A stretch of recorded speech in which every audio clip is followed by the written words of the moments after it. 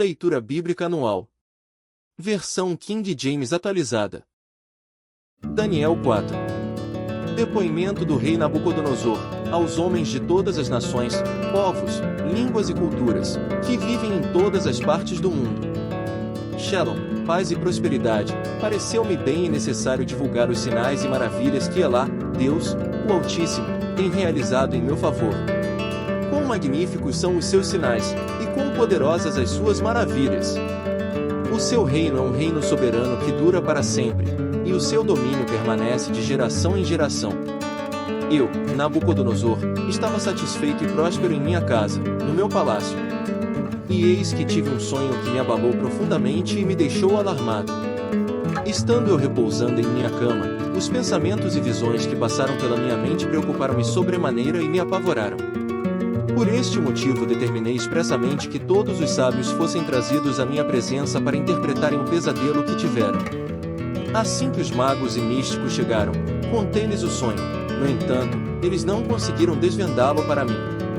Por fim veio Daniel à minha presença e eu narrei a ele o que havia visto. Ele é chamado Beltesazar, em homenagem ao nome do meu Deus, Bel, e creio que o espírito dos santos deuses está nele.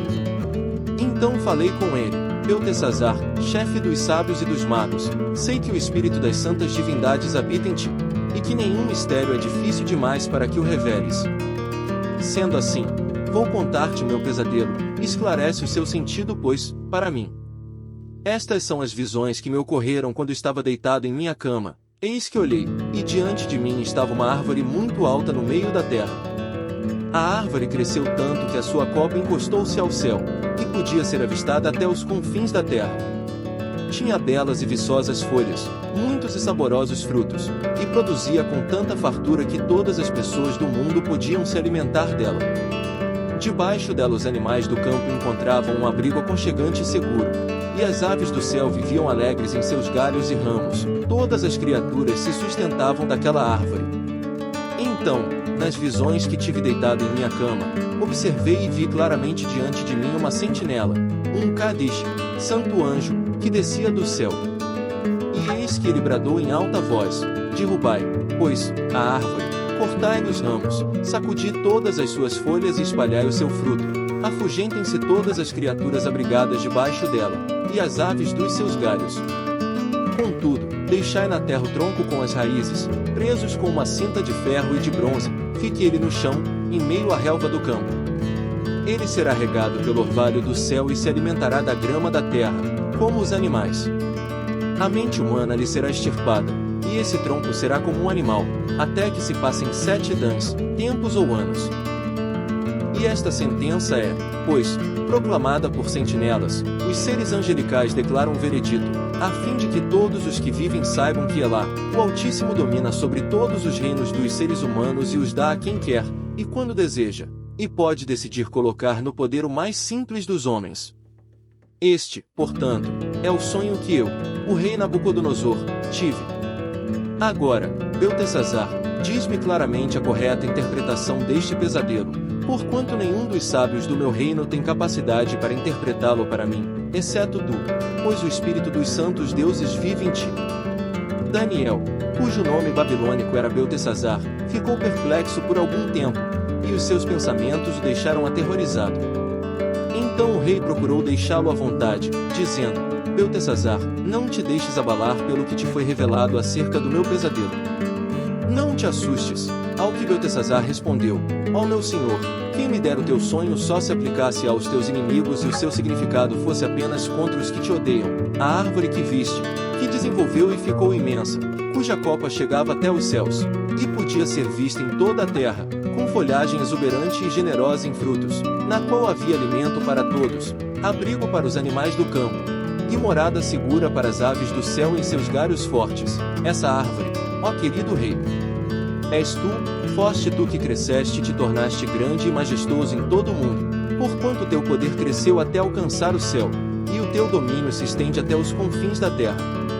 E tu, ó majestade, viste também uma sentinela, o ser angelical que descia do céu e ordenava: derrubai a árvore e destruí-a, Porém deixai na terra o resto do tronco com as raízes, presos mediante uma cinta de ferro e de bronze, deixai o tronco no chão, em meio à relva do campo. Ele será molhado com o orvalho que vem do céu, e viverá com os animais selvagens, até que se transcorram 7 anos ou períodos de tempo. Sendo assim, eis a interpretação do teu sonho, ó rei, e este é o decreto que Elá, o Altíssimo, expediu contra vossa majestade, meu senhor. Tu serás expulso do convívio com os seres humanos e viverás com os animais silvestres. Comerás capim como os bois e serás molhado pelo orvalho do céu. Passarão 7 períodos de tempo até que admitas que o Altíssimo domina sobre os reinos de todos os homens e os dá a quem quer, e quando deseja. Todavia, a ordem para deixar o resto do tronco da árvore com as raízes significa que o teu reino te será restituído quando reconheceres que chama-em, os céus, dominam. Portanto, ó querido rei, aceita o meu conselho, reconhece os teus pecados, abandona a maldade e passa a praticar a justiça e a exercer compaixão pelos carentes e necessitados. Talvez, assim, de fato, continues a viver em paz e tranquilidade. Afirmo, pois, que tudo isso aconteceu comigo, o rei Nabucodonosor. 12 meses mais tarde, quando o rei estava caminhando pelo terraço do palácio real da Babilônia, comecei a meditar: acaso não é esta grande Babilônia que eu mesmo edifiquei para ser minha residência e capital do meu reino, mediante a força do meu magnífico poder, e para a glória da minha majestade? E o rei ainda estava balbuciando estes pensamentos consigo mesmo, quando veio do céu uma voz que declarou: eis que está é a tua sentença, ó rei Nabucodonosor, toda a tua autoridade real te foi tirada, serás expulso do meio dos homens. E a tua morada será entre os animais silvestres, te alimentarás de capim como os bois. E passarão 7 tempos até que reconheças que Elá, o Altíssimo, tem todo o domínio sobre os reinos dos seres humanos e os concede a quem quer, e quando deseja. E, naquela mesma hora, a palavra se cumpriu integralmente sobre Nabucodonosor. Ele foi expulso do meio dos seus e de todos os homens, e começou a comer grama na companhia de bois. O seu corpo passou a ser molhado pelo orvalho do céu, até que seus cabelos e pelos crescessem como as penas da águia, e as suas unhas como as garras das aves. Contudo, ao final daqueles dias, eu, Nabucodonosor, ergui os meus olhos aos céus, e percebi que o meu entendimento havia retornado. E então comecei a bendizer Elá, o Altíssimo, louvei e glorifiquei aquele que vive para sempre, a sua soberania sim, é eterna. O seu reino sim, permanece inabalável de geração em geração. Todos os povos da terra são como nada diante dele. Ele age como bem lhe apraz com os exércitos dos anjos e com os habitantes da terra. Ninguém é capaz de se opor à sua vontade ou questioná-lo, dizendo: explica-te, por que eles assim? Sim, naquele momento, voltou-me o bom juízo, e eu recuperei a honra, a majestade e a glória do meu reino. Meus conselheiros e os nobres me procuraram, meu trono me foi restaurado, e minha grandeza veio a ser ainda maior que em tempos passados. Agora, pois, eu, Nabucodonosor, louvo, exalto e glorifico o Rei dos céus, porque tudo o que ele faz é certo, e todos os seus caminhos são justos e verdadeiros. E ele tem poder para humilhar aqueles que vivem com arrogância. 2 Pedro 1. Simão Pedro, escravo e apóstolo de Jesus Cristo, aos irmãos que, mediante a justiça de nosso Deus e Salvador Jesus Cristo, receberam conosco uma fé igualmente valiosa, graça e paz vos sejam multiplicadas, no pleno conhecimento de Deus e de Jesus, nosso Senhor. Crescer na graça da eleição. Seu divino poder nos concedeu tudo de que necessitamos para a vida e para a piedade, por intermédio do pleno conhecimento daquele que nos convocou para a sua própria glória e virtude, pelas quais nos tem outorgado suas preciosas e grandiosas promessas, para que por elas vos torneis coparticipantes da natureza divina, livrando-vos da corrupção das paixões que há no mundo.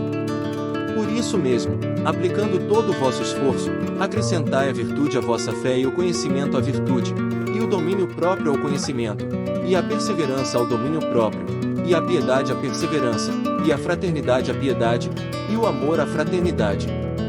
Porquanto, se essas virtudes existirem e crescerem em vós, elas não vos deixarão ociosos nem tampouco infrutíferos no perfeito conhecimento de nosso Senhor Jesus Cristo. Pois aquele em quem essas virtudes não habitam age como quem não pode ver ou enxerga somente o que está perto, tendo-se esquecido da purificação dos seus antigos pecados. Portanto, Irmãos, esforçai-vos com dedicação cada vez maior, confirmando o chamado e a eleição com que fostes contemplados, pois se agirdes desse modo, jamais abandonareis a fé. Pois dessa maneira é que vos será ricamente suprida a entrada no reino eterno de nosso Senhor e Salvador Jesus Cristo. O pastor ministra a palavra. Por esse motivo, sempre cuidarei de vos lembrar destes princípios, se bem que estáis bem inteirados deles, assim como estáis solidamente firmados na verdade que recebestes. Contudo, considero fundamental, enquanto estiver no tabernáculo deste corpo, despertar a vossa memória, porquanto, estou consciente de que em breve deixarei este tabernáculo, como nosso Senhor Jesus Cristo já me revelou.